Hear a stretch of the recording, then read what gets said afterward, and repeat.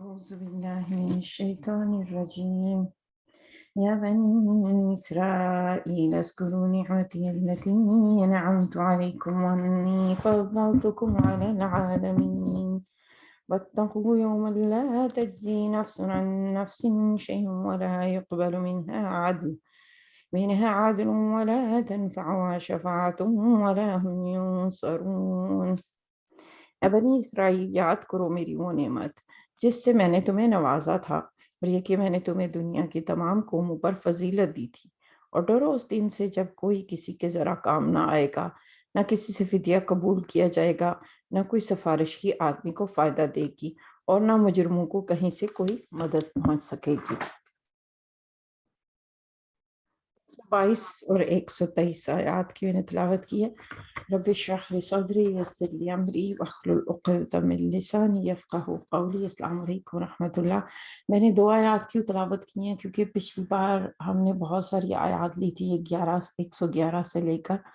ہم 121 تک آئے تھے، تو ان کی تلاوت اور ترجمہ آپ سن چکے۔ تو اس میں سے چونکہ ہم نے ایک ہی آیت پہ بہت زیادہ وقت لیا تھا، میں پورا کور نہیں کر سکی تھی، تو اس لیے آج میں پچھلی آیات پہ بات کروں گی، اور پھر ہم آج کی 2 آیات پہ بات کریں گے۔ پچھلی بار ہم نے اس چیز کو سمجھنے میں بہت وقت لیا کہ جو لوگ مسجدوں میں روکتے ہیں نا کہ اس میں اللہ کا ذکر ہو یا اللہ کا نام لینے سے، اس کو ہم نے ڈسکس کیا اس سے کیا مراد ہے، اور علماء یہ بھی کہتے ہیں کہ شاید اس کے بعد خانہ کعبہ کی تحویل کعبہ جس کو کہا جاتا ہے، اس کی ذہنی طور پہ شاید تیاری کروائی جا رہی ہے۔ اچھا، اب جس آیت پہ ہم آ کر رکے تھے وہاں پہ اللہ تعالیٰ کی تسبیح کی جا رہی ہے کہ وہ کہتے ہیں کہ اللہ تعالیٰ نے بیٹا بنا لیا، تو پاک ہے وہ، اس کے ساتھ سبحانہ کا لفظ ہے۔ سبحانہ کا لفظ قرآن میں وہاں ہے جہاں پہ کوئی چیز جیسے انہونی اور آپ کو حیران کر دے، اور بے ساختہ کہا جائے کہ سبحان اللہ، پاک ہے میرا اللہ ان باتوں سے جو یہ لوگ کہہ رہے ہیں، شرک سے، ان کانسیپٹ سے۔ سبحان اللہ کہتے ہیں جیسے کوئی چیز تیر رہی ہے فضا میں اور اس کو نیچے لانا ممکن نہیں ہے، یعنی اللہ تعالیٰ کی جو ایک سٹینڈرڈ ہے، اب اللہ کو اس سے نیچے نہیں لایا جا سکتا، تو کہا جا رہا ہے کہ بھائی تم کیسے کہہ سکتے ہو کہ اس کا بیٹا ہے، ہر چیز تو اس کے آگے جھکی ہوئی ہے، اور جس کو تم شریک ٹھہرا رہے ہو وہ بھی اللہ کے آگے جھکے ہوئے ہیں، اور وہ بدیع السماوات والارض، وہ تو زمین و آسمان کا پالنے والا ہے، سب کچھ اسی کا ہے، اور اس کے آگے جھکا ہوا ہے۔ اب دیکھیں خالق ہم کہتے ہیں، جیسے انسان بھی چیزیں تخلیق کرتے ہیں یا خالق ہو سکتے ہیں، مثال کے طور پہ اکثر انجینئر کوئی بلڈنگ بناتے ہیں یا کوئی ماڈل تیار کرتے ہیں، تو لیکن یہ کہ جو بھی انسان بناتا ہے اس کے پاس کچھ مٹیریل پہلے سے اس دنیا میں ہوتا ہے، لیکن جو کچھ اللہ تعالیٰ بناتا ہے وہ پہلے کسی نے نہیں بنایا ہوتا۔ تو اب یہاں سے ہم اگلے پوائنٹ سے ریلیٹ کریں گے کہ جب مسجدوں میں اللہ کا نام، اللہ کے ذکر سے روکنے جانے لگے تو پھر کیا ہونے لگتا ہے؟ پھر اس طرح کے کانسیپٹس پھیلتے ہیں، شرک پھیلتا ہے اور بدعات پھیلتی ہیں۔ تو اب قرآن ہمیں کیا سمجھا رہا ہے کہ بھی مسجد میں اصل میں اللہ کی بات ہونی چاہیے، اس کو اگر وہ نہیں کرو گے تو کرپشن پھیل جائے گی، عوام میں جہالت پھیل جائے گی، پھر اس طرح کا بگاڑ آئے گا کہ لوگ اٹھ کے اللہ کا بیٹا بنا ڈالیں گے، عجیب و غریب کانسیپٹس پھیل جائیں گے۔ پھر اب یہاں پہ کہا جا رہا ہے کہ ایسے ہی لوگ ہیں، ایسے جن کے اندر جہالت پھیل چکی ہے، نبی ہم نے ان کی طرف آپ کو صلی اللہ علیہ وسلم مبشر و نذیر بنا کے بھیجا ہے۔ اور کیا ہوتا ہے کہ جب جہالت اور کرپشن پھیلتی ہے تو پھر لوگ کس طرح کی ڈیمانڈس کرتے ہیں، جیسے یہاں پہ کہا جا رہا ہے کہ بھئی اللہ تعالیٰ خود کیوں نہیں ہم سے بات کرتا۔ اچھا، یہ والی جو دلیل ہے نا کہ اللہ تعالیٰ ہم سے کیوں نہیں بات کرتا، یہ آج کا انسان بہت زیادہ یوز کرتا ہے، کیونکہ سائنس کو ماننے والے لوگ کہ بھئی ہر دور میں، قرآن کہہ رہا ہے یہ نئی بات نہیں ہے، ہر دور کے جو لوگ اپنے آپ کو سو کالڈ لاجیکل کہتے ہیں، وہ کہتے ہیں کہ بھئی then why God speak to us، اور یا پھر یہ کہیں گے کہ اچھا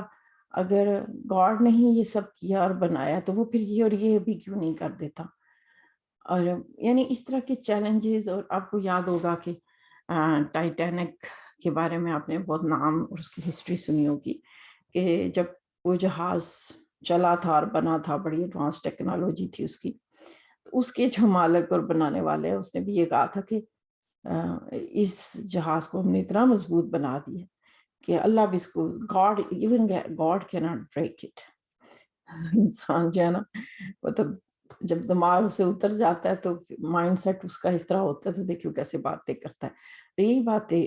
چاہے وہ قوم شعیب تھیں یا حضرت نوح کے زمانے میں تھیں، یہ سب نے کیے اور قریش مکہ بھی کرتے تھے، اور یعنی یہ نبی صلی اللہ علیہ وسلم کے ساتھ بھی ہوتا تھا کیونکہ ہمیں معجزہ چاہیے. اب اصل بات یہ ہے کہ اللہ تعالیٰ کہہ رہا ہے قد بینا الآیات لقوم یؤمنون، قرآن سے بڑا معجزہ کیا ہوگا. اور نبی صلی اللہ علیہ وسلم کو قرآن دے دیا گیا، یہی ہدایت کے لیے کافی ہے. اور کہا گیا انا ارسلناک بالحق بشیرا ونذیرا، کہ بھی ہم نے آپ نے بس کیا کرنا ہے، خوشخبری دینی ہے، ڈرانا ہے. اب یہاں پہ اور ساتھ ہی نبی صلی اللہ علیہ وسلم ہی سے مخاطب ہو رہا ہے لن ترضى عنك اليهود ولا النصارى، کہ بھئی تم سے یہودی اور عیسائی راضی نہ ہوں گے جب تک کہ تم ان کے طریقے پہ نہ چلنے لگو. اب یہاں پہ نبی صلی اللہ علیہ وسلم کو کہہ کے براہ راست مخاطب کیا جا رہا ہے کہ بھئی اب یہودی کیا کرتے ہیں کہ وہ جیسے یہودی کوئی بندہ عیسائی ہو سکتا ہے، مسلمان ہو سکتا ہے یا باقی مذاہب میں کنورٹ ہو سکتا ہے، لیکن یہودی کنورٹ نہیں کرتے، وہ کسی کو مانتے ہی نہیں ہے کہ آپ پہلے کسی اور مذہب کا تھا اور پھر یہودی بن گیا، انہیں اسے ایکسیپٹ کرتے. یہودی صرف بائی برتھ ہو سکتا ہے. اور اب وہ یہ کیا کہہ رہے ہیں کہ بھئی ان کو اس چیز سے کوئی سروکار نہیں ہے کہ بھئی تم لوگ کون سا اور مذہب اپناتے ہو، صرف ایز لانگ ایز کہ اسلام نہ اپناؤ، باقی چیزوں سے ان کو کوئی سروکار نہیں ہے، ان کو کسی اور چیز سے کوئی اعتراض نہیں ہے. ایک بات بار بار ریپیٹ ہو رہی ہے کہ ان کے اندر جو بگاڑ آیا اس میں ہم دو ایکسٹریمز دیکھتے ہیں. یہودی کیا کرنے لگ گئے کہ بہت زیادہ فقہ فتوے، یعنی داڑھی کا سائز کیا ہو، پیچیدگیاں بہت زیادہ اس طرح کی ظاہر پہ، اور جو احکامات کی روح تھی، جیسے دیکھیں روزہ رکھنے کا روح کیا ہے کہ تقویٰ پیدا ہو. اب کوئی روزہ رکھ کے پورا ٹائم گالی گلوچ کرے اور دوسروں کو تکلیف دے تو ایک حدیث کے مطابق اس کا وہ بھوکا پیاسا رہنا اللہ کو اس سے کوئی سروکار نہیں، یعنی عبادات کا ایک مقصد. تو یہودیوں نے کیا کیا کہ اس مقصد کو ختم کر دیا اور صرف یعنی اوپر سے خول رہ گیا، اندر سے مغز نکال دیا. اور عیسائیوں نے کیا کیا کہ صرف اس کو خالی جو اسپرچویلٹی کی لیئر تھی وہ پکڑ لی اور باقی سب کچھ چھوڑ دیا، ایون وہ خول بھی نہیں رکھا. انہوں نے کیا رکھا کہ بھئی بس آپ عیسیٰ علیہ السلام کو مان لیں تو اس کے بعد آپ زندگی میں جو چاہے کریں، چاہے آپ قتل کریں یا ڈاکے ڈالیں، کچھ بھی، اس سے آپ کے ایمان کو کوئی فرق نہیں پڑے گا، آپ بہرحال جنت میں جائیں. تو اس سے کیا ہوا کہ عیسائیوں کی علماء میں جب یہ عقیدہ آیا تو عوام میں آتے آتے آج ہم دیکھتے ہیں کہ ایون جو اپنے آپ کو کرسچن کہتے ہیں نا، وہ بالکل ان کو اپنی کتاب کا کوئی علم نہیں ہوتا اور انہوں نے صرف علماء پہ چھوڑا ہوا ہے. اب ہمیں یہ باتیں کیوں سنائی جا رہی ہیں؟ کیونکہ ہمارے یہاں بھی دیکھیں یہ دونوں ایکسٹریمز پائی جاتی ہیں. ایک طرف وہ طبقہ ہے کہ جو کہتا ہے نہیں نہیں بس یعنی آپ اپنے معاملات ٹھیک رہیں، باقی دل کا معاملہ ہے، میں نماز پڑھوں نہ پڑھوں اس سے اللہ تعالیٰ کو کوئی فرق نہیں پڑتا. ایک ایکسٹریم یہ ہے کہ بس آپ کا اخلاق اچھا ہونا چاہیے، دیکھیں ہم کسی کو دھوکہ نہیں دیتے، کسی کے ساتھ بے ایمانی نہیں کرتے، ہم پورا سارا صحیح رکھتے ہیں، تو پھر اس کے بعد بس اتنا کافی. دوسری طرف ہم دیکھتے ہیں جو عبادات میں شدت برتتے ہیں اور ساتھ ہی وراثت میں حصہ نہیں دے رہے ہوتے. خواتین کی، ظاہر ہے میں خاتون کی بات کریں، انہیں کہ گھروں میں خواتین کو کوئی عزت نہیں دی جا رہی ہوتی، ہو سکتا ہے وہ ماں یا بیوی یا بیٹی کی حیثیت سے ان کی، ہاں بیٹیوں کی کہ وہ رائٹس نہیں ہوتے، حالانکہ وہ دین میں بہت شدت برت رہے ہوتے ہیں، لیکن وہ بیٹیوں کے حقوق نہیں دینے اس کے قائل نہیں ہوتے. ان کے لیے اس ڈیلنگز میں اسلام کو گھسانا ٹھیک نہیں ہوتا. ان کا ہوتا ہے کہ بس اسلام جو ہے وہ مسجد تک جائے، نماز تک رہے تو ٹھیک ہے، اس سے ہٹا کے آپ اس کو ہماری زندگی میں نہ لے کر آئیں کہ اب ہم ہر چیز میں ہی اسلام کو لے کے چلیں. تو یہاں پہ یہ دونوں ایگزامپلس دیکھ کے قرآن ہمیں بار بار کدھر کھینچ کے لا رہا ہے. قل ان ہدی اللہ هو الہدی، ہدایت تو وہی ہے جو اللہ نے دی، اور وہ کیا ہے؟ وہ قرآن ہے. قرآن سے ہی آپ ہسٹری سمجھ سکتے ہیں، قرآن سے ہی ہم نبی صلی اللہ علیہ وسلم کی سیرت کو سمجھ سکتے ہیں. اب جو قرآن کے ذریعے چیزوں کو دیکھتا ہے نا، مجھے قرآن کا یہ پرسپیکٹیو بہت اچھا لگتا ہے کہ قرآن آپ ایک اینک کی طرح ہے. جب آپ قرآن کی اینک پہن کے دنیا دیکھتے ہیں نا، تو میرے گھر کے باہر سڑک پہ ایک عام سا سوکھا سا درخت ہے، تو میں اس سے ویسے ہی دیکھوں گی اور دیکھوں گی یہ درخت ہے، یہ اس کی شاخیں ہیں، یہ اس پہ پتے اور پھول لگے ہوئے ہیں. لیکن جب میں قرآن کی اینک پہن کے دیکھوں گی تو مجھے لگے گا کہ اس کا تو ذکر قرآن میں آیا ہے کہ یہ کیسے یہ سوکھتا ہے، جیسے اس پہ موت تاری ہوئی ہے اور پھر بہار آتی ہے، یہ زندہ ہو جاتا ہے، اس پہ پتے لگتے ہیں، یہ اپنی رب کی تسبیح بیان کر رہا ہے. اور مطلب مجھے نا وہ آخرت پر ایمان، اللہ، ہر چیز وہ یاد دلائے گا جب میں قرآن کی اینک سے دیکھوں گی. تو پھر اڑتی ہوئی چڑیا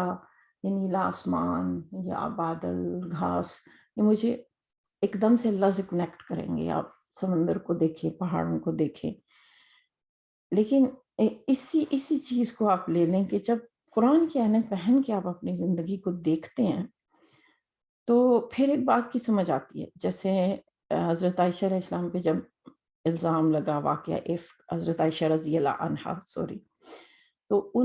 قرآن نے اس پہ کیا کمنٹ کیا کہ اس واقعے کو اپنے لیے شر مت سمجھو، اس کو خیر سمجھو. تو فرض کیجیے ہماری زندگی میں کوئی لاسز ہو جاتے ہیں، کچھ اونچ نیچ ہوتی ہے، تو جب آپ قرآن کی اینک پہن کے دیکھتے ہیں تو پھر پتہ چلتا ہے کہ نہیں، اصل میں شر نہیں، اس میں سے کچھ خیر نکلی ہے. لیکن جب تک آپ وہ اینک پہنیں گے نہیں، آپ کیا ہوگا کہ زندگی سے، حالات، واقعات، لوگوں سے بہت زیادہ متاثر ہونا شروع ہو جائیں گے. یعنی جیسے جہاز اوپر اٹھتا ہے تو دنیا اور مسئلے چھوٹے دکھتے ہیں نا، تو اگر آپ اوپر نہیں اٹھے، قرآن آپ کو ایک دم سے اوپر اٹھاتا ہے. پھر آپ قرآن کی جس طرح کر کے دیکھتے ہیں تو آپ کو لگتا ہے اچھا وہ باتیں جس کے لیے میں پکڑ کے پریشان ہو رہی تھی وہ تو بہت معمولی ہیں. اور قرآن یہ نہیں کہتا کہ آپ ایموشن نہ ہوں اور تکلیف محسوس نہ کریں. جہاں جہاں بلکہ آپ کو بہت اچھا لگتا ہے کہ ہاں بھائی، مجھے بھی حضرت مریم علیہ السلام کی طرح ایک دم میں اتنی پریشان ہو گئی کہ میرا بھی دل کیا کہ میں کہوں کہ کاش میں مر گئی ہوتی. تو آپ کو پھر لگتا ہے اچھا، اگر میں تکلیف محسوس کرتی ہوں، گلے شکوے کرتی ہوں، تو اس لیے اللہ تعالیٰ مجھ سے ناراض نہیں ہوتا، بلکہ وہ مجھے بتا رہا ہے کہ دیکھو میرے بندے بھی اس طرح کرتے تھے، پریشان ہو جاتے تھے. یا جب حضرت یوسف علیہ السلام گم ہو جاتے ہیں اور حضرت یعقوب کتنا عرصہ سٹریس میں رہتے ہیں، روتے رہتے ہیں، تو پھر آپ دیکھتے ہیں کہ اچھا بھائی، میں اگر اتنا عرصہ ایک چیز کی وجہ سے ڈپریشن میں ہوں تو اٹس اوکے. آپ کو نا ایک سکون آنا شروع ہو جاتا ہے، آپ قرآن سے جڑتے ہیں، لنک کرتے ہیں، پھر آپ کو اچھا لگتا ہے اپنا آپ کہ ہاں بھائی، اس کا مطلب کہ قرآن نے میری بات کی ہے. اور پھر ان کے ساتھ جو ہوا، جس طرح وہ کامیاب ٹھہرے، جیسے حضرت آسیہ کا ہسبینڈ سپورٹیو نہیں تھا لیکن وہ کامیاب ہو گئی. حضرت نوح، حضرت لوط علیہ السلام بہت سپورٹیو ہسبینڈ تھے لیکن ان کی بیویاں فیل ہو گئی. تو پھر آپ اپنے نا گراؤنڈ پہ کھڑے ہو جاتے، پھر وہی مسئلہ جو آپ کو پہلے بہت زیادہ افیکٹ کر رہا تھا، افیکٹ کرنا چھوڑ دیتا ہے. اور یہاں پہ اس چیز کو ہم اس لیے بھی مینشن اس طرح بھی سمجھ سکتے ہیں کہ اگلی جو آج کی 2 آیات پہ ہی ہم بس بات کریں گے کہ جو اللہ نے کہا کہ بنی اسرائیل یاد کرو میری نعمت کو. تو اگر آپ میرے اس پوائنٹ کو جو میں ابھی آپ سے کہہ رہی تھی کہ قرآن کی عینک سے اپنی زندگی کو دیکھیں، تو دیکھیں یہاں پہ ایک پوائنٹ، ایک نقطہ سوچنے والا کہ اللہ نے یہ کیوں کہا کہ بنی اسرائیل میری نعمت کو یاد کرو، جبکہ ابھی تک ہم اتنی نعمتوں کا ذکر پڑھ چکے، نعمت ایک تو تھی نہیں. تو پھر اللہ تعالیٰ نے جمع کا صیغہ کیوں نہیں استعمال کیا، ایک نعمت کا صیغہ کیوں استعمال کیا؟ تو اس سے علماء کے مطابق سب سے بڑی نعمت بنی اسرائیل کی یہ تھی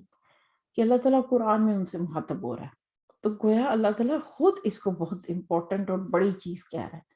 کہ بھئی تمہارے لیے یہ کیا کام ہے کہ اللہ تم سے مخاطب ہو رہا ہے. تو گویا پھر ہمارے لیے قرآن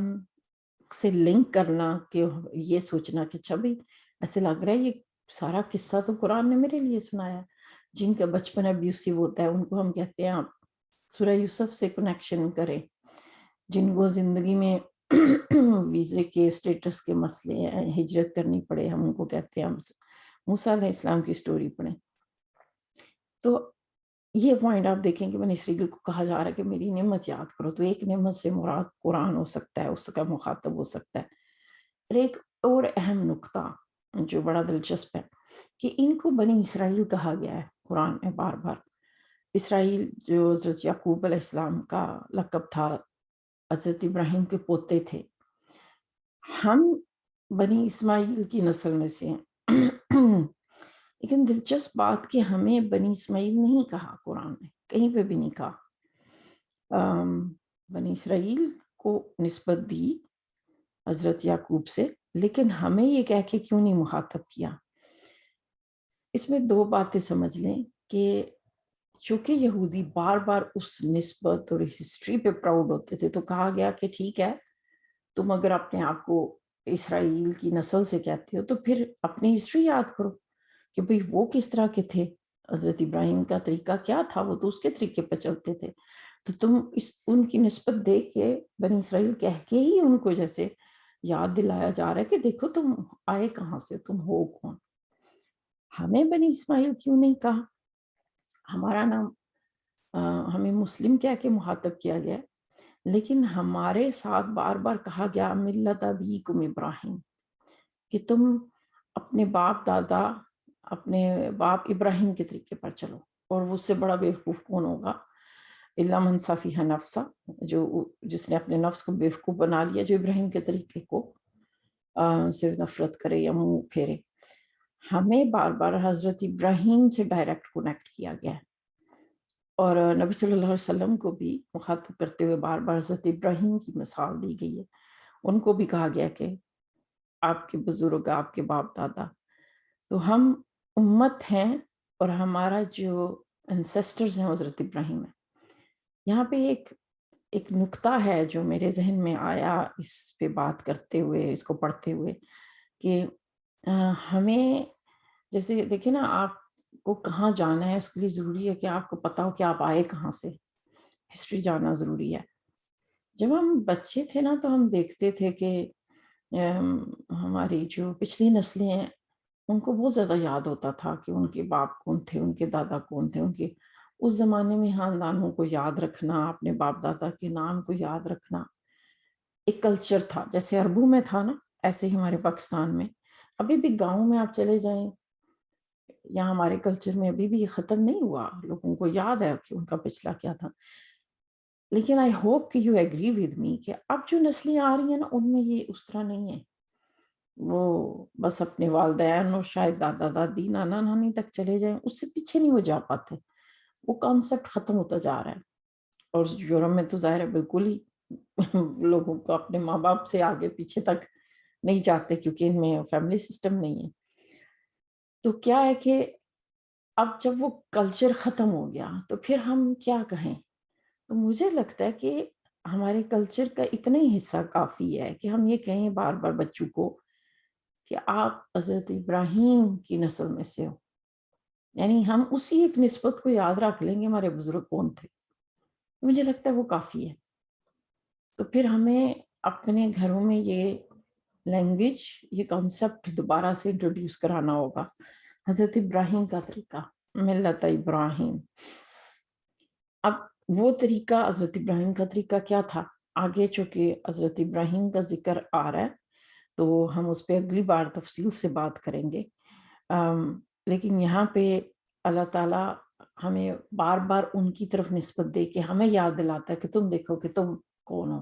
تمہارے باپ دادا کون تھے، انہوں نے کس طرح کی آزمائشیں دیکھیں اور ان کی کس طرح امتحان لیے گئے۔ اور نبی صلی اللہ علیہ وسلم کو بار بار وہ قصے سنائے گئے ہیں، جیسے یہاں پہ قصہ سنایا گیا کہ بنی اسرائیل آہستہ آہستہ اختلافات اور مسلک میں پڑ گئے، اور قرآن نے ان کو بار بار کھینچا ہے۔ پھر حضرت موسیٰ کی قصے کہ حضرت موسیٰ نے ہجرت کی، صحرا گئے تو ان کو اللہ کی طرف سے آیات ہدایات ملی، نبی، اور ان کے پیچھے فرعون آیا تھا۔ نبی صلی اللہ علیہ وسلم مدینہ گئے، ان کے پیچھے قریش والے آئے، اور مدینہ جا کے آپ کو معاشرتی احکامات ملے۔ قرآن نے جنگ احد، جنگ احزاب کو بہت زیادہ ریکارڈ کیا، حالانکہ یہ بھی کر سکتے تھے نا کہ کہہ دیے جاتے جنگ ہو تو یہ ایسے کرنا ہے، نہیں، پوری ہسٹری کو ریکارڈ کیا تاکہ جب ہمیں کوئی، جیسے میں نے کہا نا کہ ہمارے زندگی میں کوئی اسٹرگل ہو تو ہم قرآن کو کھولیں تو ہمیں ہمیشہ کچھ نظر آئے گا کہ ہاں یہ ہم سے ریلیٹڈ ہے، کیونکہ منزل کی طرف جانے کی قدر تبھی آتی ہے نا جب ہمیں پیچھے کی اسٹرگل یاد ہو۔ تو یہاں پہ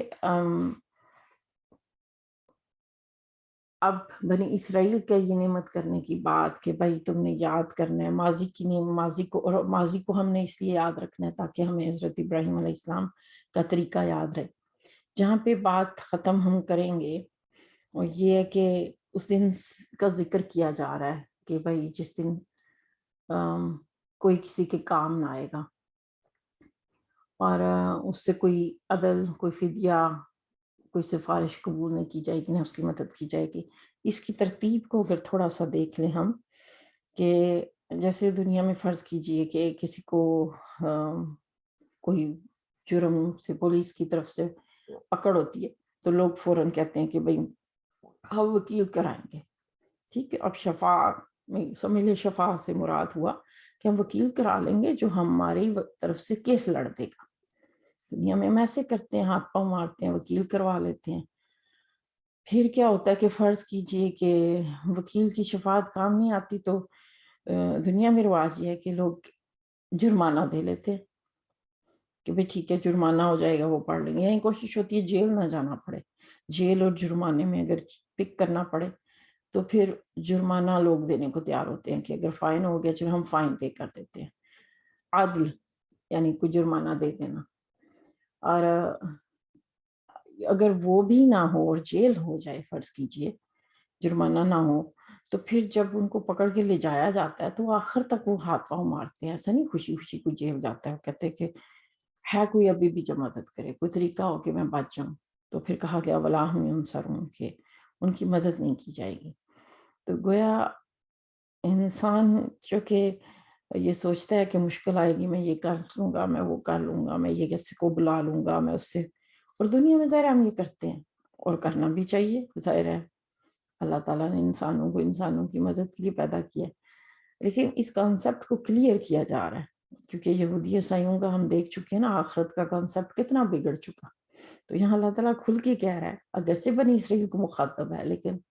یہ تو ہر نبی کا پیغام اور ہر دور میں ایک جیسا ہے کہ آخرت کے لیے یہی اصول ہے کہ یہ کانسیپٹ نہ پال کے بیٹھ جانا کہ نہیں اس دن ہم فلانے کو کہیں گے، فلانا ہماری طرف سے اللہ تعالیٰ کا کیس لڑ لے گا، اللہ تعالیٰ کو کنونس کر لے گا، یا یہ کہ بار بار کہا گیا نا کہ روئے زمین کی پوری دولت دے ڈالو، تو اس دن وہ فدیہ میں کام نہیں آئے گی۔ تو انسان سوچتا ہے نہیں نہیں ہم کچھ فائن دے لیں گے، یہ کر لیں گے، وہ کر لیں گے اور ہم بچ جائیں گے قیامت والے دن۔ تو اس چیز کو قرآن نے بہت واضح طور پہ بتایا ہے کہ یہ ساری تدبیریں، یہ سب کچھ قیامت والے دن نہیں چل سکتی، وہاں پہ صرف اللہ تعالیٰ جس کے حق میں چاہے گا، جتنی چاہے گا اتنی ہی شفاعت کام آ سکے گی، اتنا ہی کوئی شفاعت کر سکتا ہے، اللہ کے پاس مکمل اختیار ہے۔ ایک چھوٹا سا پوائنٹ شیئر کر کے بات سمیٹوں گی کہ ابھی تک جو ہم نے ذکر پڑھا، پہلے ہم نے سٹوریز شروع سے پڑھی، حضرت آدم کا قصہ پڑھا، پھر ہم نے بنی اسرائیل کا پڑھا، پھر حضرت ابراہیم کی ابھی ہم بات شروع ہونے جا رہی ہے اگلی آیت سے، پھر اس کے بعد ہماری بات آئے گی۔ تو تھوڑا سا اگر آپ پیٹرن دیکھیں کہ پہلے باپ کا ذکر ہوا، پھر اگلی نسل کا، یعنی حضرت آدم باپ ہوئے سب کے، پھر حضرت بنی اسرائیل ان کی نسل میں سے ہوئے، پھر حضرت ابراہیم ہمارے باپ دادا، اور پھر ہمارا ذکر ہم ان کی نسل۔ تو پھر اب کیا کیس کیا بنا؟ حضرت آدم کا ذکر آیا کہ وہ ان سے غلطی ہوئی، لیکن پھر انہوں نے کیا طریقہ کار اپنایا، تو تم یہ ایک رول ماڈل ہے، تم ایسے کر سکتے ہو۔ بنی اسرائیل کا ہمیں سنایا کہ دیکھو ان کو ہم نے جب آزمایا تو وہ فیل ہو گئے، تو تم نے یہ نہیں کرنا۔ پھر حضرت ابراہیم علیہ السلام کا ذکر آگے آئے گا اور کہا جا رہا ہے کہ ان کو ہم نے اس طرح آزمایا، ان کی زندگی میں یہ بھی ہوا، یہ بھی ہوا، یہ بھی ہوا، اور وہ پاس ہو گئے۔ پھر ہماری بات شروع ہو رہی ہے کہ ان میں سے کچھ نہ کچھ ہوگا، حضرت آدم علیہ السلام کی طرح تم اگر لغزش بھی کھا لو تو تم ہمیشہ واپس آ سکتے ہو. Take responsibility. اگر ایسا نہیں کرو گے تو بنی اسرائیل کی طرف فیل ہو سکتے ہو. اور ساتھ ہی بتایا گیا حضرت ابراہیم علیہ السلام دیکھو ان باتوں میں کامیاب ہو چکی ہے تو تم بھی ہو سکتے ہو. جیسے ہمیں موٹیویٹ کیا جا رہا ہے. لیکن انہی 3 رستوں میں سے کوئی ایک رستہ ہے کہ جو ہم پہ اپلائی ہوگا. تو حضرت ابراہیم علیہ السلام کا طریقہ کیا تھا اس پہ انشاءاللہ ہم تفصیل سے اگلی بار بات کریں گے. اللہ تعالیٰ قرآن کو ہماری آنکھوں کا نور، ہمارے سینے کی بہار، ہمارے کلیجے کی ٹھنڈک اور غم اور دکھوں کا علاج بنا دے. السلام علیکم ورحمۃ اللہ.